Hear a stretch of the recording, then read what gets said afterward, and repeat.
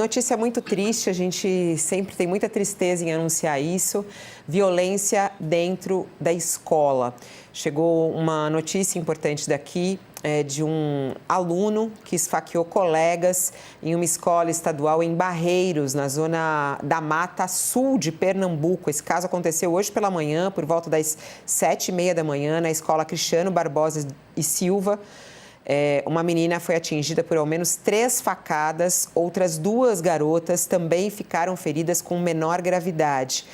A governadora do estado de Pernambuco, Raquel Lira, colocou nas suas redes sociais, acho que a gente tem aí para que a gente possa ver, ela disse: estou acompanhando as ações da polícia no triste episódio envolvendo 4 adolescentes, sendo 3 delas vítimas de violência dentro de uma escola estadual.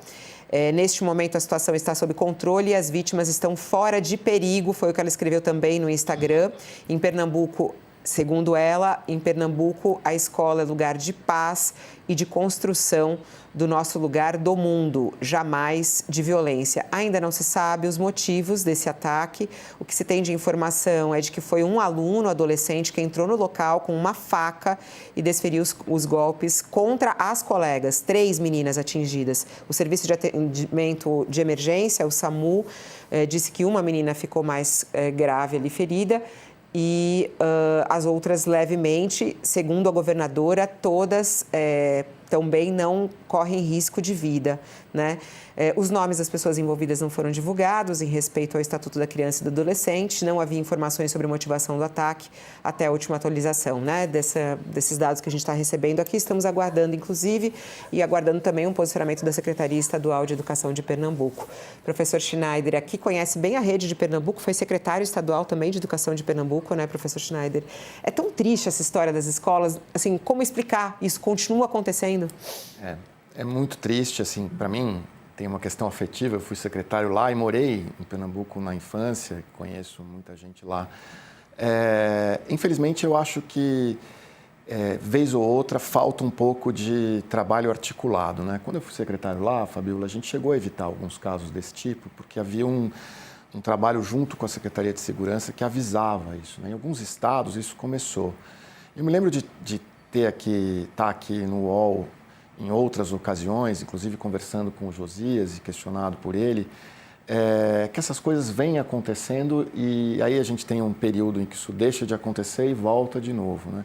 Eu acho que a gente não pode relaxar em algumas questões. A primeira delas é que a vigilância das polícias civis e da Polícia Federal, a Polícia Federal já tem um grupo trabalhando em relação a isso, muitos estados já têm grupos também olhando para as redes sociais para tentar antecipar esse tipo de caso. A segunda coisa é o trabalho com os profissionais das escolas, né, que podem identificar comportamentos eventualmente desviantes dos estudantes e aí tomar uma providência antes de tentar compreender isso e tentar levar esse menino, essa menina para algum tipo de tratamento, algum tipo de serviço, né?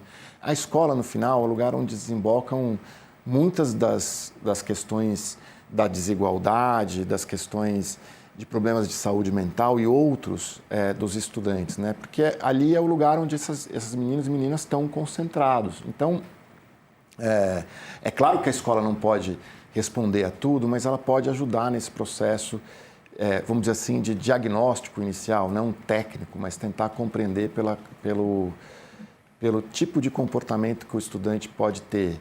Um pouco mais calado do que o normal, um pouco mais agressivo do que o normal, faltando e voltando às escolas à escola algumas vezes. Então, tudo isso precisa ser articulado. Infelizmente, não funcionou nesse caso, como não funcionou em outros casos anteriores. Quem está conosco na TV, o intervalo, mas a gente segue aqui pelo YouTube, que eu queria até abordar um pouco mais, me chamou a atenção o fato de as 3 vítimas serem mulheres, né? E a gente tem visto aí casos de violência contra meninas, isso acontecer na adolescência, né? De maneira muito forte. Até recentemente uma juíza, que é responsável até por julgar o caso lá no Rio de Janeiro, ela falou que a adolescência é a faixa etária com mais homens misóginos. Bom, aqui já no YouTube, isso me chamou muita atenção, professor Schneider, eu acho que a gente até conversou sobre isso, né, na semana passada, essa declaração dessa juíza da Vara da Infância e da Juventude do Rio de Janeiro, e ela fez uma declaração, está repercutindo muito nas redes, até agora está girando isso, é a Vanessa Cavalieri, e ela deu uma declaração forte ao dizer lá que ela fica muito impressionada dos dados mostrando justamente a misoginia entre os meninos jovens, entre os adolescentes. Por exemplo, esse caso do estupro coletivo no Rio de Janeiro não causa surpresa a ela. Ela diz que isso acontece e com uma frequência que a gente não tem nem ideia, né? E aí agora o fato, esse menino, a gente não sabe ainda os detalhes, é impossível fazer qualquer tipo de julgamento, mas chamou a atenção o fato de serem 3 meninas, o alvo dos ataques dele, né?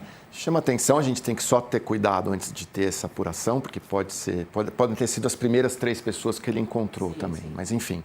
Eu acho que a questão da misoginia, como a juíza coloca, ela vai além, né? Ela diz o seguinte, olha, é mais comum, no caso dela, lá da jurisdição dela, a gente ter isso em famílias mais abastadas. Os pobres acabam cometendo outro tipo de crime, né? Muitas vezes, quando cometem crimes, que também não são os pobres que cometem todos os crimes, pelo amor de Deus. Mas eu acho que a gente tem uma mudança de comportamento. E é interessante, Fabiola, eu não sei se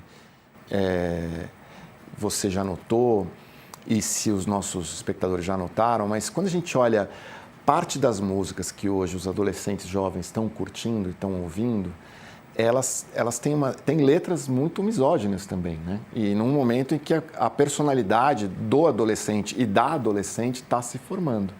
E são misóginas explicitamente, não há nada implícito ali nessas letras. É só ir numa festa, eu tenho um filho de 17 anos, então, enfim, é só ir numa festa ou tentar conversar e ver o que está ouvindo, né? E você vê que isso tem uma cultura aí subjacente que está acontecendo. Que tem o ponto também da pornografia, né, professor Schneider? A juíza, ela diz que tem um estudo inglês, né, de uma universidade inglesa, que mostra que em 2025 a faixa etária com maior número de homens misóginos e com ódio a mulheres era na adolescência. E tem mais adolescentes misóginos do que homens adultos e homens idosos misóginos. Muito preocupante esse estudo que ela apresentou. E ela diz que muito disso na avaliação dela, e esse estudo mostra também isso, é o acesso precoce à pornografia, né? A questão da liberdade aí na internet e tudo mais. E que isso está motivando, inclusive, esses jovens, esses adolescentes a terem esses ataques contra as mulheres. E essa violência contra a mulher começa aí, inclusive com a questão pornográfica. A gente está voltando para quem estava conosco na TV? Voltamos. Agora estamos todos juntos e misturados. A gente está conversando aqui com o professor Schneider, que é educador, já foi secretário de Educação aqui em São Paulo e também em Pernambuco. E a gente está falando sobre esses dados que estão sendo divulgados da misoginia e do machismo na adolescência. Estudos que mostram isso e falam sobre a preocupação em relação à pornografia. E aí é um ponto, né? Como controlar isso nessa faixa etária? Olha, eu acho que tem um trabalho da família, né? Acho que a gente sempre coloca as coisas no Estado ou na escola, mas as famílias precisam dar uma olhada nisso e acho que tem algumas leis que estão sendo propostas para reduzir, no mundo e aqui no Brasil começa a se pensar para evitar o acesso a redes sociais cedo e tal, mas na verdade o que importa é a família estar muito próxima dos adolescentes e das adolescentes, né?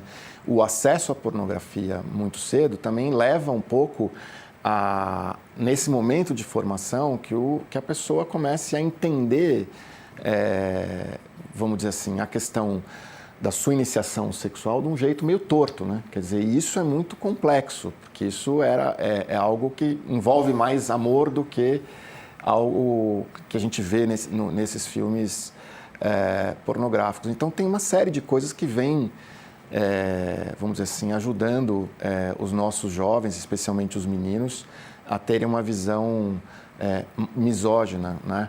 E isso precisa ser combatido dentro da família e também na escola, né?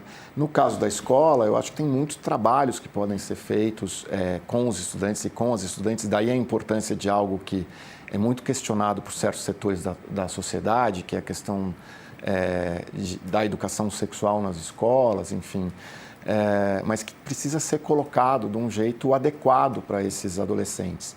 Mas nada substitui o trabalho com as famílias. E aí as escolas também tem que trazer as famílias para perto, não só em casos em que a gente nota algum tipo de desvio possível, mas e não só em casos, não só para discutir a questão da aprendizagem, mas discutir algo que é mais importante, mais relevante no papel formador da escola, que é essa integridade do indivíduo, né? Como é que ele pode entender a melhor forma de se relacionar com o outro, a melhor forma de construir o seu projeto de vida, de entender quem é. Eu acho que isso tudo é um papel da escola que está meio deixado de lado, né?